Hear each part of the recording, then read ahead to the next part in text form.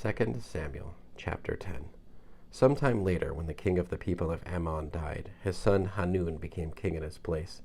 David said, "I will show grace to Hanun the son of Nachash, as his father showed grace to me." So David sent his servants to pass him a message of comfort concerning his father.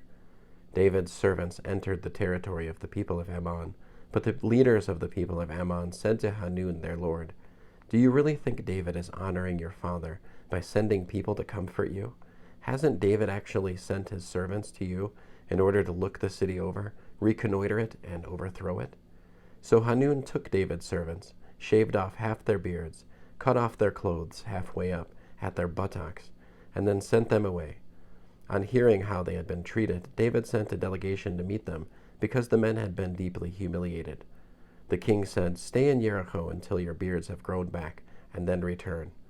Aware that they were utterly abhorrent to David, the people of Amon sent and hired 20,000 Aram foot soldiers from Yericho and Tezova, the king of Maacah with 1,000 men and 12,000 soldiers from Tov. When David heard of it, he sent Joab with his entire army of trained soldiers. The army of Amon came out and went into battle formation at the entrance to the city gate. The men of Aram from Tezova and Rehov and the men of Tov and Maacah were by themselves in the open countryside. When Joab saw that he would be fighting on two fronts, ahead and behind, he chose the best troops of Israel to deploy against Aram, while the rest of the army he put under the command of Abishai, his brother, to deploy against the army of Amon. He said, "If Aram is too strong for me, you help me.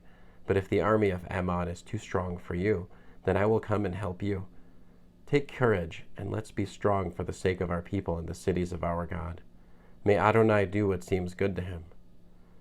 So Joab and the people with him went to battle Aram, and they fled before him. When the people of Ammon saw that Aram had fled, they likewise fled before Abishai and retreated into the city. Joab returned from the people of Ammon and went to Jerusalem. When Aram saw that Israel had gotten the better of them, they gathered themselves together.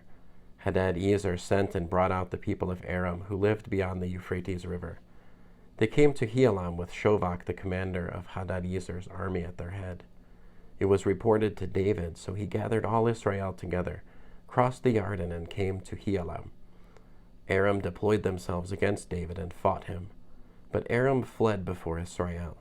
David killed 700 chariot drivers and 40,000 horsemen from Aram, and he struck Shobach, the commander of their army, so that he died there.